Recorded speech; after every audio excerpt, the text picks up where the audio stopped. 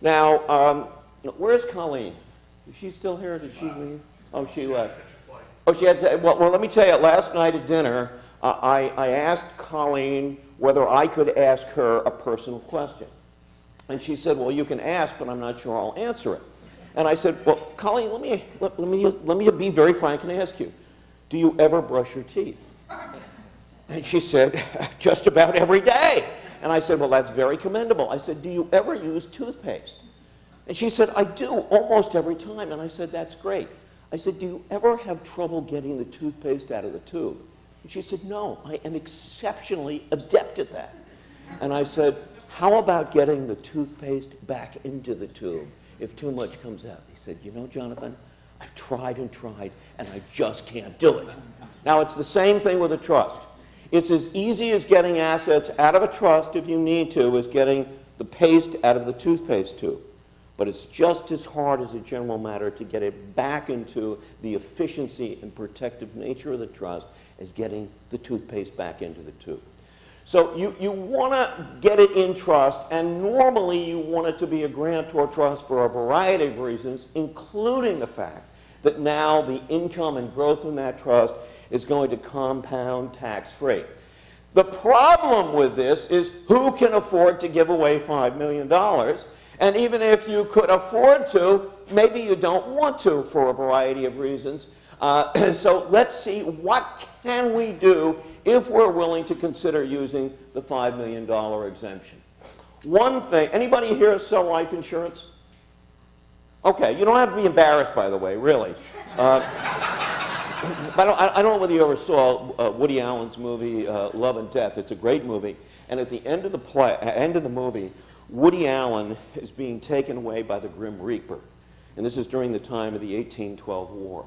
And his wife, who of course was played by Diane Keaton in all those movies at that time, she comes out of their little home and looks across the plain to see Woody being taken away by the Grim Reaper, and she says, Woody, how bad is death? And he turns around and says, almost as bad as having a life insurance salesman over for dinner. Now I didn't say that, Woody Allen did, and I don't necessarily subscribe to it. But you don't need to be embarrassed, really.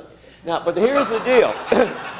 Here's the deal, and I'm sure you've already made these calls. You call a client and say, this is the opportunity of ever. This is the greatest thing that's ever happened. It's better than night baseball. It's better than electricity. It's better than Viagra. It's the greatest thing in the world. You can put $5 million in trust, pay a single premium, and have an enormous policy. And when you die, your kids and your grandkids are going to be super rich.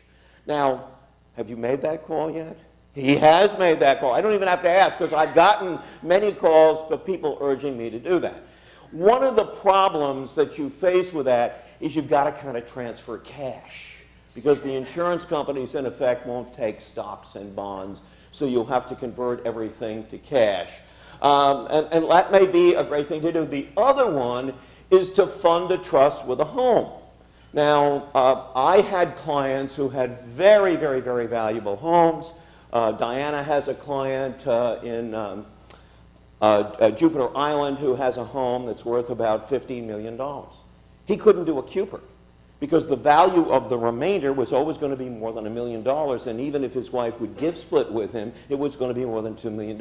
And the one thing we know, clients don't want to pay gift tax. But now, with a $5 million exemption, or again, gift splitting a $10 million exemption, you can have a home of gargantuan value and do a Cupid.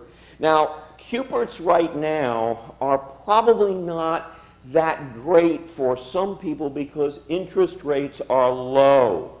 And the way it works is what you get to subtract from the value of the gift when you do the Cupid is the value of the basic income interest or use interest you retain, and its value determines on the 75-20 rate, and because the 75-20 rate is so low, 1.4% right now, the value of what you retain isn't very great.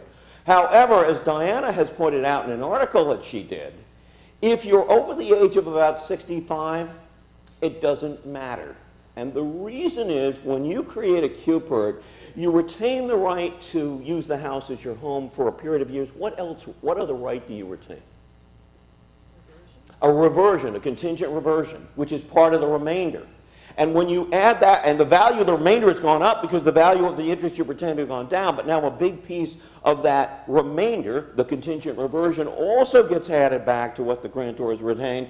And whether it's a 2% 75-20 rate or a 6% 75-20 rate, if you're over 65, it's about a push. The other thing that suggests that maybe a Cupid would be good today is because how's the real estate value in Florida right now? It's very, very low. Someday it will come back. And watch one of the axioms of estate planning. Give your asset away when its value is low.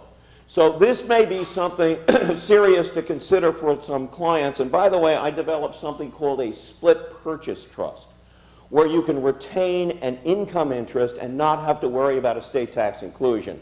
And I've written an article in Trust and Estates magazine. It's discussed extensively in the B&A tax management portfolio under section 2702 that Georgiana Slade, my former partner Diana, and I write for tax management. And you might take a look at that. And my computer system, for whatever it's worth, even has a form there, a split purchase trust form. And even if the couple already owns it, we explain how you can actually use it, and that's a good deal because they can keep it up till they die, and you don't have to worry about the client having a diminished life expectancy unless death is imminent. In fact, when I first did this, it was for a couple from New York who was buying a home in Florida, and they both had terminal cancer. And he was retiring from a successful business.